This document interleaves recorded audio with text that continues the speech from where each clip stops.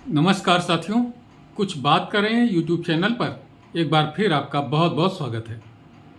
जब से ये लोकसभा का चुनाव हुआ है उसके बाद से लेकर के अभी तक संविधान की बहुत चर्चा होती है और विशेषकर विपक्ष के लोग और उसमें से भी विशेषकर कांग्रेस के जो लोग हैं वो संविधान की बहुत दुहाई देते हैं और इसी बहाने वो बाबा अम्बेडकर के प्रति अपनी श्रद्धा और अपनी प्रतिबद्धता को दर्शाते हैं।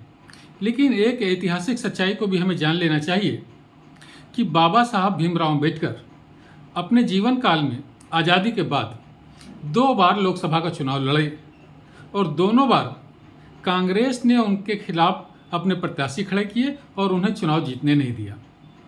बाबा साहब भीमराव अम्बेडकर ने अक्टूबर 1951 में मंत्री पद से, कानून मंत्री थे वे, तो मंत्री पद से इस्तीफा दे दिया था और 1952 में अपने देश की पहली बार जो लोकसभा के चुनाव हुए उसमें से बाबा साहब भीमराव अम्बेडकर मुंबई से, जो उस समय बॉम्बे कहा जाता था, तो वहाँ से वो चुनाव के लिए, लोकसभा चुनाव के लिए खड़े हुए और वो लगभग 15,000 वोटों से हार गए और उनके खिलाफ कांग्रेस का प्रत्याशी जीत गया और उसमें नेहरू जी ने कांग्रेस प्रत्याशी के पक्ष में प्रचार किया था।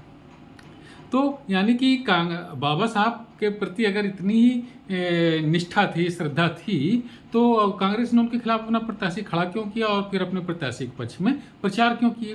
इस तरीके से बाबा साहब 1952 का जो चुनाव था वो जीत नहीं सके।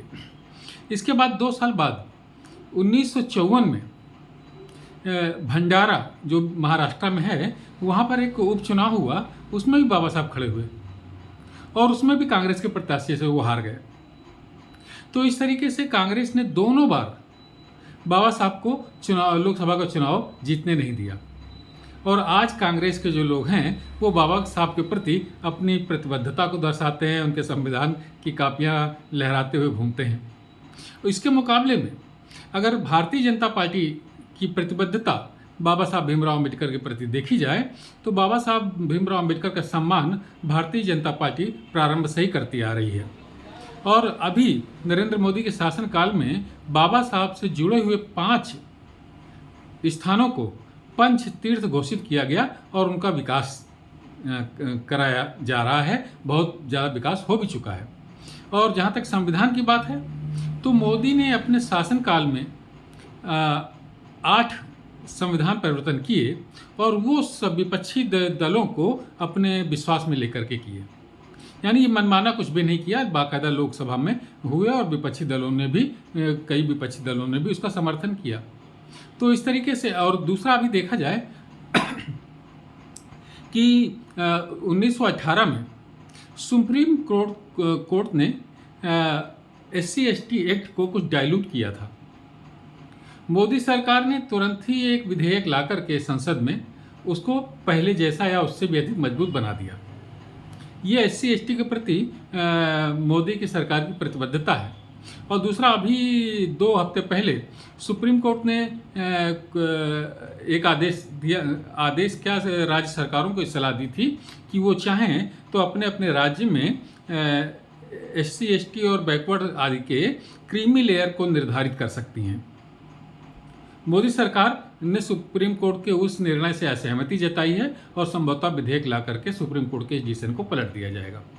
तो इस प्रकार अगर देखा जाए तो कांग्रेस के मुकाबले में मोदी सरकार ज़्यादा अधिक प्रतिबद्ध नजर आती है बाबा साहब भीमराव अम्बेडकर के प्रति और SC/ST के हितों के संरक्षण के प्रति। तो साथियों, आज की चर्चा में बस इतना ही। ये फैक्ट आपको बताना था कि 2 बार बाबा साहब भीमराव अम्बेडकर लोकसभा का चुनाव लड़े और दोनों बार कांग्रेस के प्रत्याशी के सामने उन्हें हार का सामना करना पड़ा।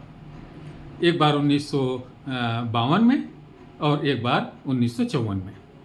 तो साथियों, आज की चर्चा में बस इतना ही। कल किसी और मुद्दे पर आपसे बात करता हूं और अगर आपने इस चैनल को सब्सक्राइब नहीं किया हो तो कृपया सब्सक्राइब करें। वीडियो पसंद आने पर इसे लाइक करें, शेयर करें और अपनी टिप्पणियों से मुझे जरूर अवगत कराएं। जय हिंद, वंदे मातरम।